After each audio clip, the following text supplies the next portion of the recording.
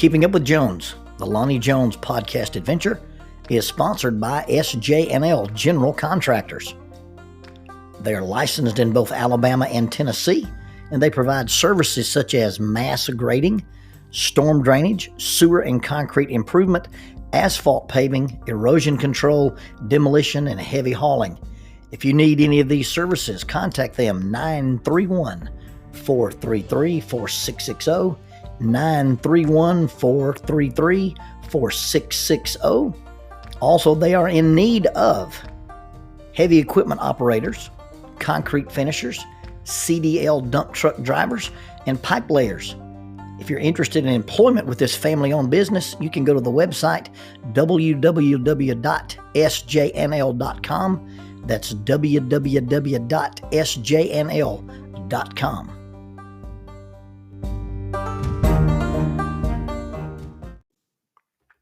I rolled out today for a 3-mile workout. Well, it's not actually today. This happened months ago. And it's a workout. It's not a run or a jog. I've had to change the way I do my cardio in the last few years. I break up a 3-mile run with some running, some walking, some calisthenics. I might do lunges or bear crawls or walk backwards or do some push-ups, or I might even do a Spider-Man crawl down the path. But I was in the running part of my workout, and I was cruising along this little nature trail, and I began to overtake a young family. They were walking, and it was a leisurely stroll for a small family. Young man and a young lady and several small children. They had a little bitty boy with them.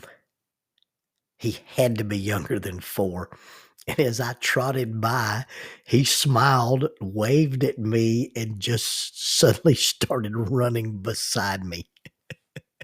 Not the first time I've had somebody run with me. I speak at a camp near White Bluff, Tennessee, and I've been to the same event several years in a row. And I'll get up early on Saturday and go for a run, and there's a golden retriever that runs from the property next door and comes under the fence and runs with me. He always looks up at me like, "Can't you go any faster?" To which I reply, if I had 4 legs and could drink out of the mud holes, I could run all day too. I was in North Carolina running up in the mountains on Mount Pisgah. Had some guys from church up there camping. I got up early on the morning and was running in the early morning fog in the mountain tops, and out of the bushes, this dude pops running right beside me. I didn't say anything. He didn't say anything. He was just keeping pace with me. And finally he turned and said, "What you running from?" I said, "I'm not running from anything." He said, "Oh, okay." And he walked back into the bushes. This little guy was just running with me, and we quote unquote ran for quite a few yards. The smile on his face was quite rewarding. I don't know if the distance from mom and dad got too great or his little legs finally gave out, but he stopped and I waved by and left to finish my run. At the 1.5-mile turnaround, I turned and headed back to the truck. Less than 7/10 of a mile from where we met, I saw my little buddy again. Dad pointed at me. The little guy smiled and waved with that infectious grin little boys have when they feel like they're big boys. I stopped and knelt. He gave me a fist bump with that tiny little fist, and I bragged on him. "You made it all this way? Man, you're doing good." Dad, behind him, gave me a thank you nod and smiled. I rose and trotted away. This little fella does not know I'm not a real runner. He doesn't know that I'm in perpetual rehab since 11 surgeries since 2009. He doesn't know I've never regained my pre-surgery pace. All he knows is that I was running, and he got to run with me for just a little while. I thought back on a beautiful April day in 1992. It was a Monday. I was driving a little Isuzu Amigo with coral pinstripes. I drove down past down Airport Road and turned south and went into the end of the old runway. And there's a trailer with a rappel tower and a fence. And I pulled into a group of men. They were stretching out, getting ready to exercise. And when I stepped out of the little vehicle, the sergeant said, "Boys, this here's the new chaplain, what's been assigned to work with us." And one of the men said, "You gonna run with us, Reverend?" I don't know if it was a real invitation or if it was just a challenge. I had on a button-down shirt, a pair of khaki pants, and some Rockport shoes. And I thought, well, this is where the rubber meets the road. You're either going to be with these guys or not. And I took off my shirt and attempted to run with these guys. Now, I wasn't a runner then. I'm not really a runner now, but I definitely hadn't run for exercise very much, and I definitely hadn't done it since high school. But that invitation was very powerful. In a lot of ways, it actually changed my life. It was the open door invitation to becoming attached or a part of this group of men that had been so prevalent in my life. I couldn't keep up. After about a mile and a half on the old cross-country trail that was behind the old municipal golf course, I lost the pace. I couldn't keep up with them. Now, I've since learned that running is very mental, and you just choose to keep going. But on that day, I chose not to. I dropped out. And immediately, two guys I had just met peeled out of that column and came back. And one of them said, "We never leave anybody behind." And they ran with me at my pace until I finished the run. You may not feel adequate in what you're doing. You may feel injured or wounded or slow. But you know what? Somebody's watching you. They may have a different way of keeping score than we do. They may be inspired to do simply because you're doing. They may be inspired to start, or they may be inspired to continue just because they see us making the effort. Find somebody to look up to, somebody that you can run with for just a little while. Let somebody who looks up to you join you. Even if you would self-describe your pace as pathetic, let them be a part of what you're involved in. You might be surprised how that invitation could change you both. Yeah, so we don't get to keep score the way we think we do. Don't just live to be inspired. Try to be inspiring. And that thing you think you struggle at may be just enough to inspire someone to continue with their struggle. What you think may be no big deal might be very big to someone else. Now, normally I would end that story there. But I've got a selfish reason for telling that story today. You see, today at 12:30, there'll be a retirement party for one of my long-term friends. One of the men who was part of that original group that said I could run with them, and that invitation to run turned into running with them every training night. The training nights used to be Mondays from 6 p.m. to 2 a.m. Then it was Tuesdays. Then it was Tuesdays from 2 to 10, and now it's Wednesdays, and sometimes it's Wednesdays from 6:30 to 2:30, and sometimes it's Wednesdays from 2:30 to 10:30. But if you'll just give me credit now, nobody's attended 100%, and we have personal lives and vacations. But if you just do the loose numbers, that invitation You're going to run with us, Reverend. 29 years ago.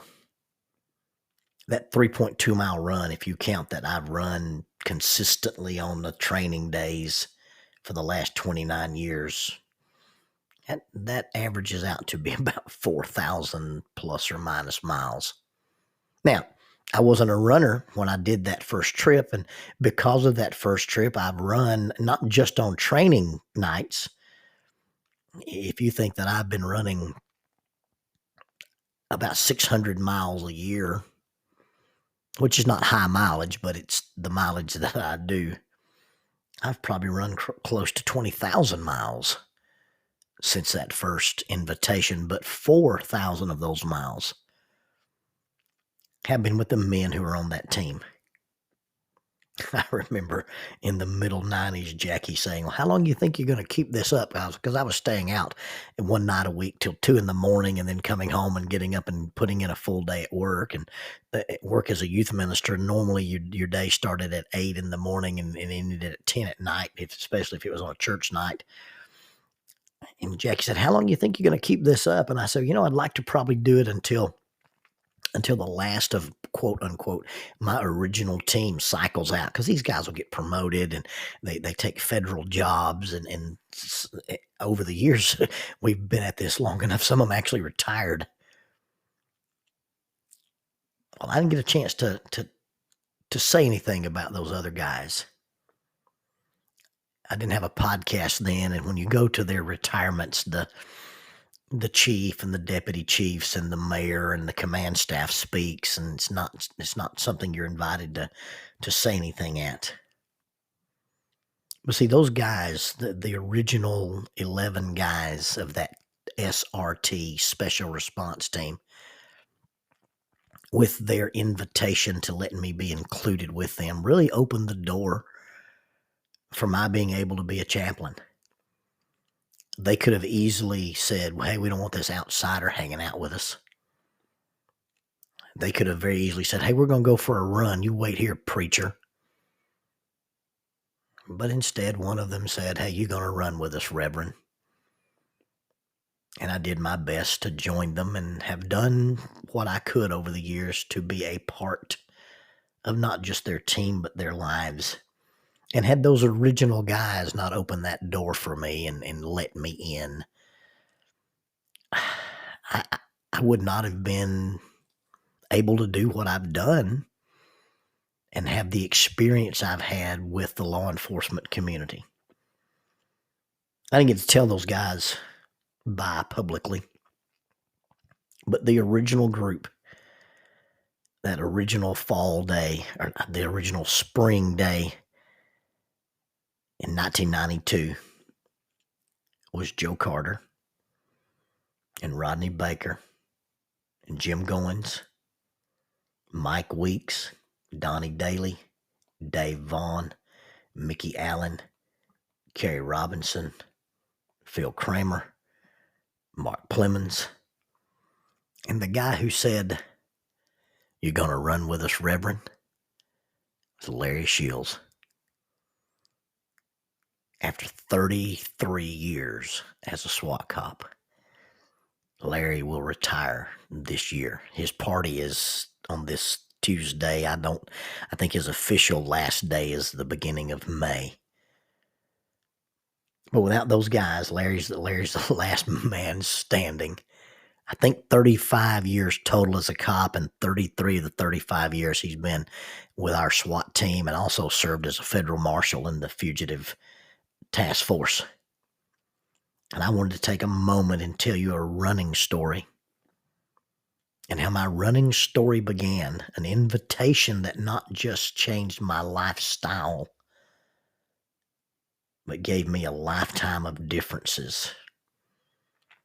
And I'd like to thank all those guys, the original 11,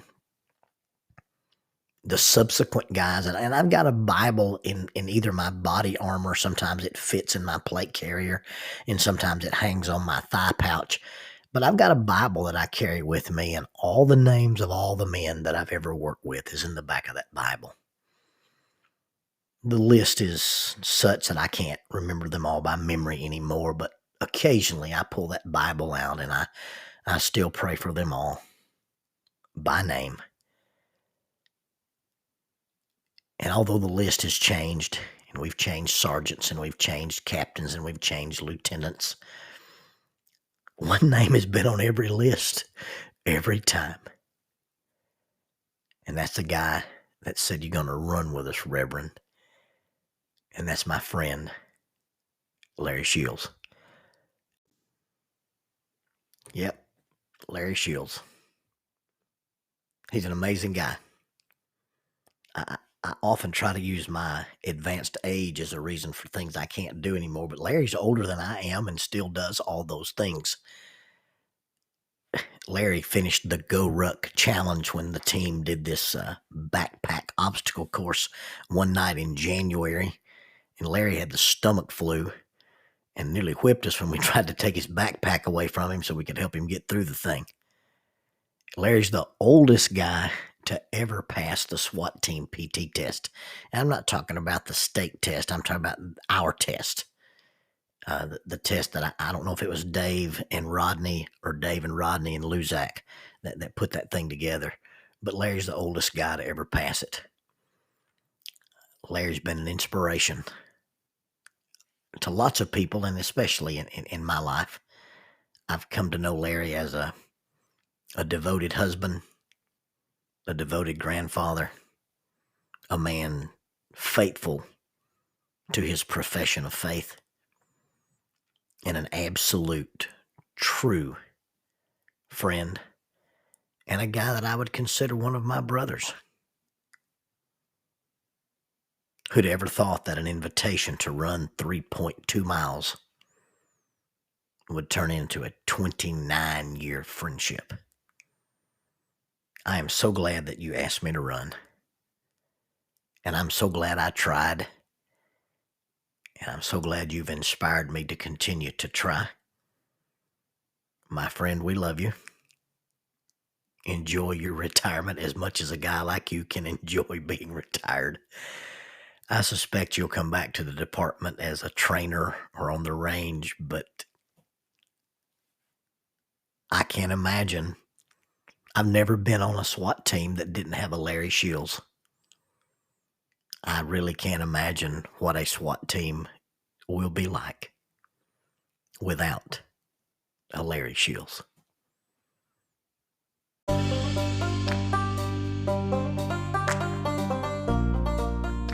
There are 32 miles of cave passages in Cumberland Cavern.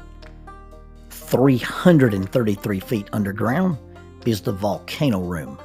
The Volcano Room is the site for the youth rally known as Erupt. It's an underground youth rally. It's an annual event. It takes place in October. The next Erupt is scheduled for October of 2021. Erupt is a sponsor of Keeping Up with Jones, the Lonnie Jones podcast adventure. If you'd like more information, you may contact them at eruptyouithrally@gmail.com. That's eruptyouithrally@gmail.com. Or check out their website for more information, 3 W's and a dot, eruptyouithrally.com, www.eruptyouithrally.com.